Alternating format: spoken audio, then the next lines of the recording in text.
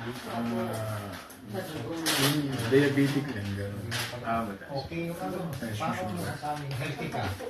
Hindi yun na, sabi nga niya, paano mo nasabing healthy ka? Ano po maintenance ninyo?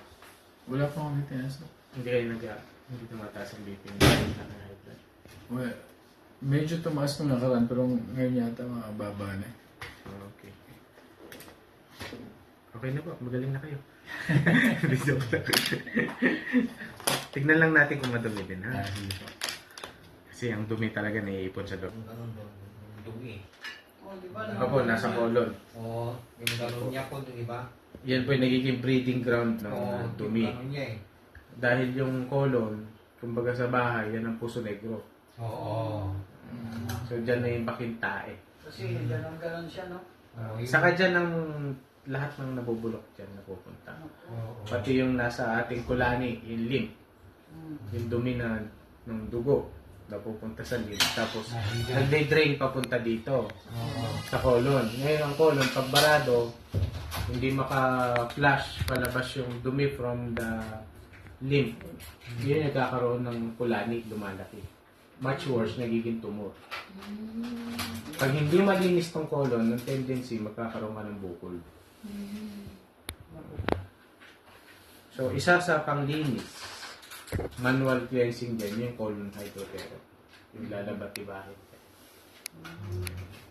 So, kung hindi madumi to, ay kung marumi to, pwede mong tamaan ng sakit.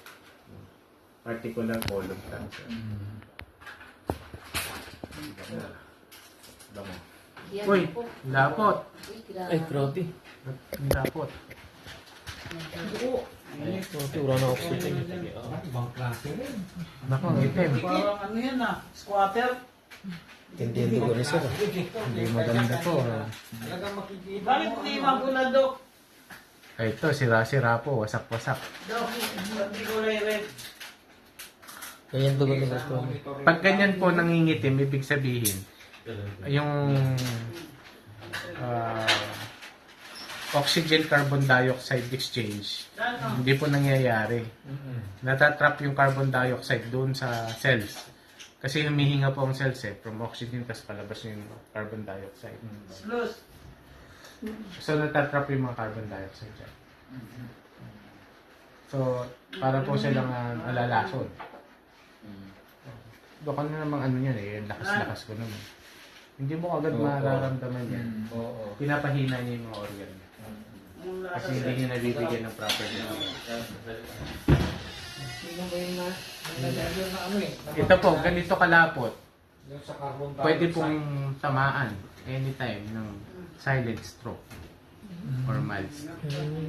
Kapag ganyang kalapot. Hindi mabomba ng puso. Pala yan. Hindi makadaloy ng maayos sa brain. No? So, pwedeng ito Cardiovascular. Yung sinasabing ano, Yan, makakatulog mo ng malaki. Opo. pero pala- Gagawa kayo ng program ng 45 days. Correct po natin. 45 to 90 days. Yan. Wala pa yung dugo ni Walang sir. hindi hiwa-hiwalay. Oo, hindi Ano man. siya, ano? Wasak-wasak na. Ayun, Parang dapat galing yun. sa Marawi. Pero, sir, bigyan mo ng attention kasi anytime pwede kang tamaan, lalo na kapag mainit. Pwede kang ma-milestone. Ano po nararamdaman niya? Sir Joseph. Wala naman. Grabe, ano? Hindi. Meron tinatawag na silent stroke. Silent, Hindi no? mo maano. Buti pala, nadaan tayo rito. Oo. Na-advance mind ka. Dapat. Tingnan ko nga po yung daliri mo. Baka mataas yung ano mo yan, blood pressure.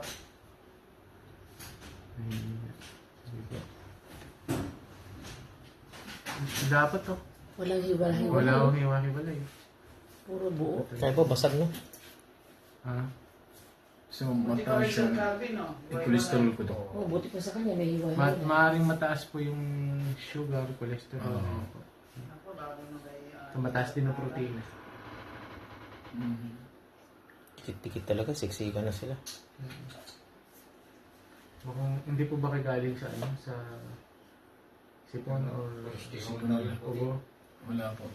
Sa pag-ihi po sa gabi, ilang beses kayo umihi sa gabi? Ah, Hanggang minsan alas 6 ng marami. umaga. Oo. Meron kayong ano po, parang may lumalaban yung immune system ninyo, ang dami yung white blood cells. So merong inflammation sa loob ng katawan. So, kulang din sa exercise, Dok. Parang Opo. ganun. Yung inflammation, yung dugo, mabagal yung daloy. May ipon yung mga particles doon sa dugo. Pag bumomba siya, yung particles na yun, tumitigas. Pag dumaan yun sa dugo, pwede niya sugatin yung loob ng ugat. Pag nasugat niya yung loob ng ugat, magkakaroon ng inflammation, pamamaga. Doon na pupunta yung mga white blood cell para labanan yung ano na yun. Yung, kung may papasok man na ano din, bacteria doon sa loob. Lalabanan ng white blood cell. Ang mga white blood cell, ayun po. Marami sila. So parang meron siyang Ano po? nilalaban Okay, ng pag wala mo. sugat sa loob ng katawan. Para maka... Inflammation, pamamaga. Alam niyo na po yung gagawin niyo. Napot to. Grabe. Grabe, no? Patong-patong na sila. Kailangan bigyan ng ano si sir. Panahon, bigyan niya sir ng panahon. Saka bigyan ko ng recommendation. Baka ma-stroke ka. Lalo lang yun, mapakainit pa naman. Si Brad niya, siya lang ang may sakit, di na ako makatulog. Ayan, oh, buo. Opo. Lahat. No, hindi siya hiwa-hiwalay, di ba? Wala ko talaga. Oh, yan, oh. Solid. Tapos yung mga ano pa, may itim. Ano yun? Heavy metal. Hindi po ba kayo nanigarilyo nung araw? Ay, hindi po ako nag-aaral, Dok. So, usok yan sa kalsada. Ay, Second alak. hand. Hindi rin po. Okay. Second smoke. Exposure sa chemical. Chemical, wala naman. Eh, baka meron kayong nakakasalamuhan na naninigarilyo. Ano yun? Sisingot niya. Kapit bahay. Tabing daan, sa kalsada. Dami. Ano yun, Dok? Parasite? Oo. Parasite. Dami, no? Pero ano, kailangan mapalab na naturally yung dugo niya. Tapos, humihina yung mga ugat niya. Kailan mo ng garlic, no?